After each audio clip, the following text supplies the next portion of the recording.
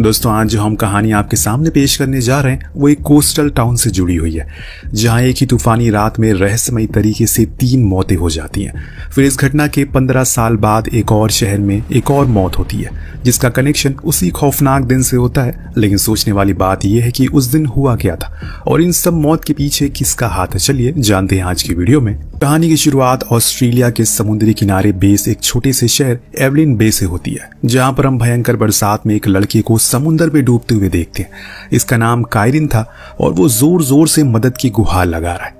तभी उसे वहां बचाने के लिए उसका भाई फिन और जिगरी दोस्त टोबी बोट से आते हुए दिखाई देते हैं। उन्हें देखकर कायरिन राहत की सांस लेता है, लेकिन बदकिस्मती से जैसे ही वो उसके नजदीक आते हैं, समुद्र में आया जोरदार तूफान उनकी बोट को अपने साथ बहा ले जाता है, जिसके चलते इस दर्दनाक हादसे में टोबी और फिन दोनों की मौत हो जाती है। लेकिन हैरत की बात यह थी कि कायरिन किसी चमत्कार की तरह बच निकला।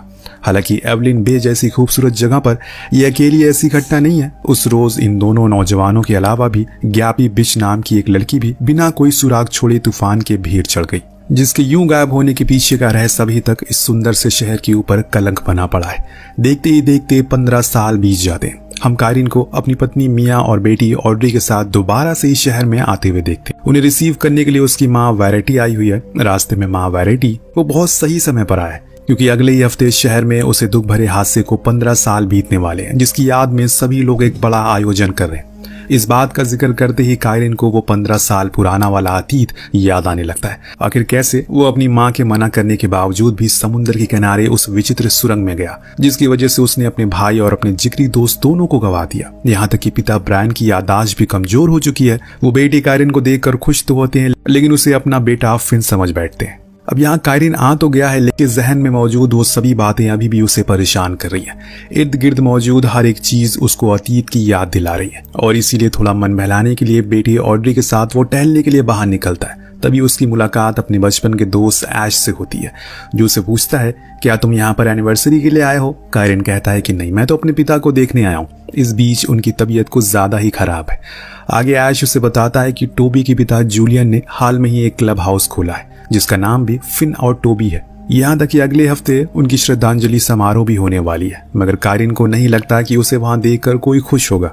हमें ब्रॉन्टी से रूबरू कराया जाता है, जो एक रिसर्च स्कॉलर थी और यहाँ ग्रैबी का यूं लापता होने के पीछे सारी कहानी जानने के लिए आई थी। अब जो कि ग्रैबी की बहन ओलिविया उसकी माँ ट्रिस के साथ रहा करती है। शाम को मिया और कायरिन अपने सभी दोस्तों से मिलने क्लब में जाते हैं, जहाँ उनकी मुलाकात टोबी के भाई और अपने अजीज दोस्त सीन से होती है।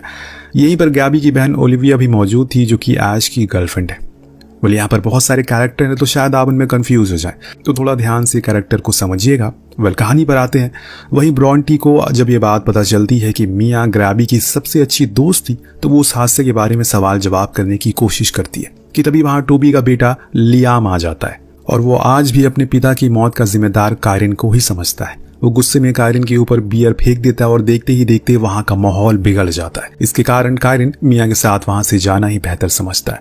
शायद यही वजह थी कि वो यहाँ कभी वापस आना ही नहीं चाहते थे, क्योंकि ये शहर कभी भी उसे ये बात भूलने नहीं देगा कि आखिर कितनी मुश्किल से वो अपनी जिंदगी में आगे बढ़ा था।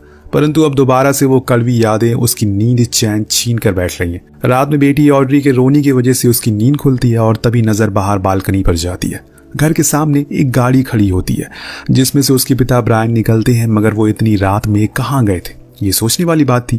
सुबह जब उसकी आंख खुलती है तो उसे बीच पर ब्रूंटे की मौत की खबर मिलती है। वह एक और मौत, जिससे थोड़ी ही दूर पर बैठी ओलिविया काफी डरी हुई थी। वो उसे तब तक संभालता है जब तक ऐश नहीं आ जाता।